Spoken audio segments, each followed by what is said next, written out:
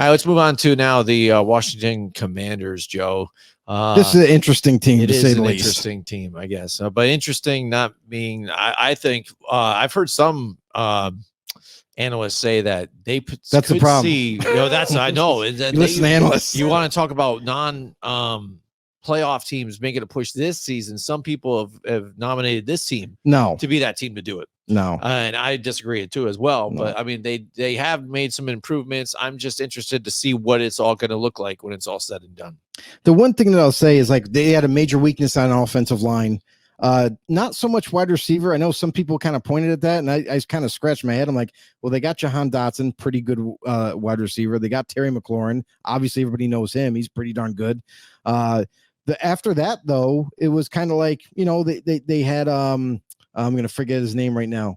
Samuel. Yeah, Curtis Samuel. They had Curtis Samuel there last year. They needed to replace him.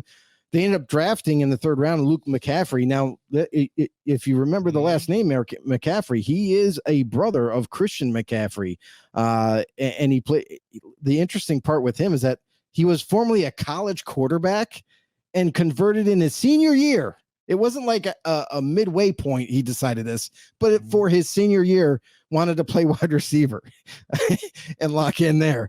So late bloomer to the wide receiving core, but nonetheless, a gifted athlete with the McCaffrey family. And he's looking to start in the slot, which is interesting. They've always had, beyond their starters, they've always had like this cluster of depth where, and it's not, nobody's like big names or anything like that, but guys that can come in if needed and just be able to participate, just be able to make a play here and there. Guys like Naomi Brown, who last year kind of made a name for himself with this team. Olamide Zacchaeus from Atlanta was kind of like just a rotational backup with the Atlanta Falcons and with the Eagles. And now he comes to Washington. And then you also got guys like Damiere Byrd and Jamison Crowder. Obviously, you know him from years ago.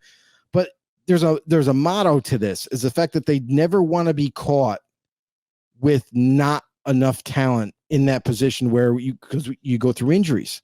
And receivers, just like running backs, they tend to fall like crazy. So they are definitely fully prepared in terms of depth. They have some talent there, wide receiver. And I think they're in a good spot in that group.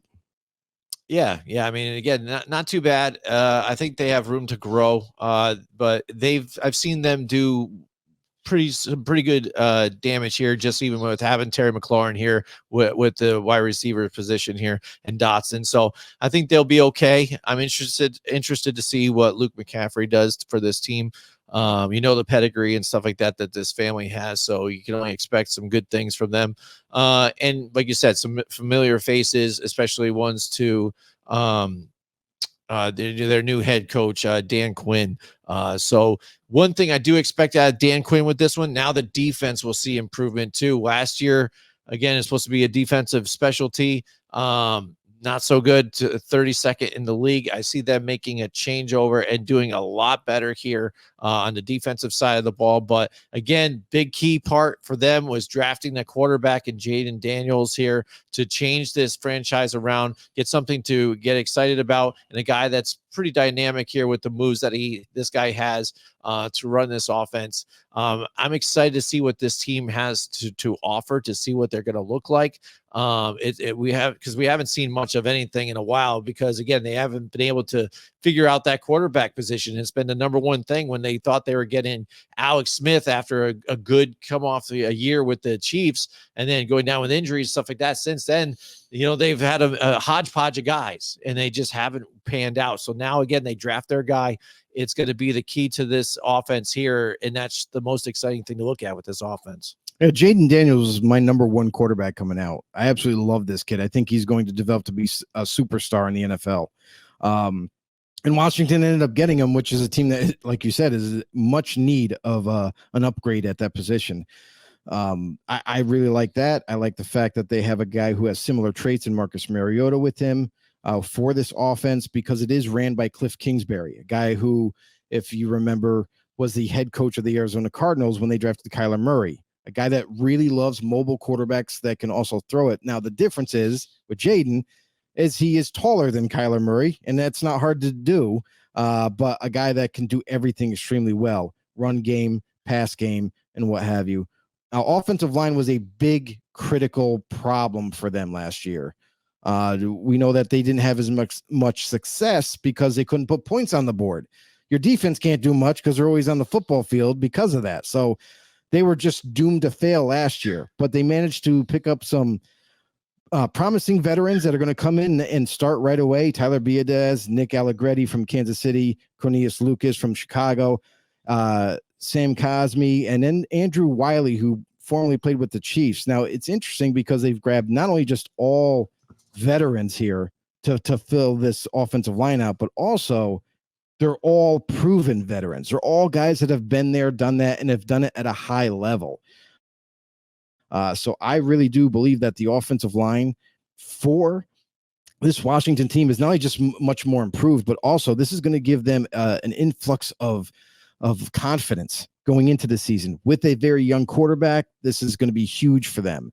And then when you look at their tight end position, a guy by the name of Zach Ertz, who used to be with the Eagles, is now back in the division with the Washington Commanders. That's an interesting signing because they haven't really had that go-to type of tight end until now. The guy, yes, he's at the end of his career, but he still can get the job done. And they also drafted in the second round Ben Sinnott, who they're hoping that could groom into being a starter. Running backs wise, you got guys like Brian Robinson Jr. and Austin Eckler as a new addition to this backfield. I feel like that's a great tandem now for Washington. They got two guys that can do things in the passing game. They can block in the backfield, and they can also run between the tackles very well. So overall, this offense in its entirety is much more improved and a team that is definitely on the rise. Now, I don't think, like we said before, we don't see them making any major waves this year, but they definitely look better, especially on the offensive side. And just like Jim mentioned on the defense, with Dan Quinn now heading it up, you saw major changes, a huge overhaul of players coming and going on the defensive side. You look at the Dallas Cowboys, Dorrance Armstrong coming over with Dan Quinn. You saw several players that are familiar with Dan Quinn, like a Bobby Wagner, following him here to Washington. And then you have guys like Michael Davis from the Chargers, going to be one of the corners there. Mike Sanders still from Michigan in the draft. They got him in the second round, a guy who was seen as the best nickel corner coming out, and they managed to grab him in a much needed position. Overall, you look at all these free agent acquisitions that they have from head to toe on the defense, and they've picked specific players that fit Dan Quinn's scheme and can work together in this offense. Now, it might be a little bit shaky early on because of chemistry. These guys haven't played together. It's all new to them. They're learning this scheme.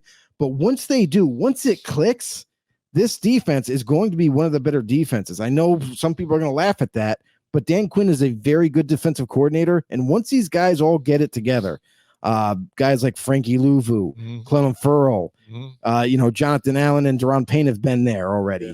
But then the secondary, Jeremy Chin coming over from Carolina, a lot of changes. Like basically it's just almost every position was added to and changed. And they also got, a couple of draft picks that are up and coming, guys like Jordan McGee, fifth round pick for a middle linebacker, and Jerzon Newton, who they're really excited about to play D tackle, D end. He can do everything well. So all in all, I think this team has not only drastically improved from head to toe offense and defense, but also a team that might not get it done early, might lose some games early on, but then once everybody comes together and gets this all ironed out, they're going to be a tough team to get a loss from.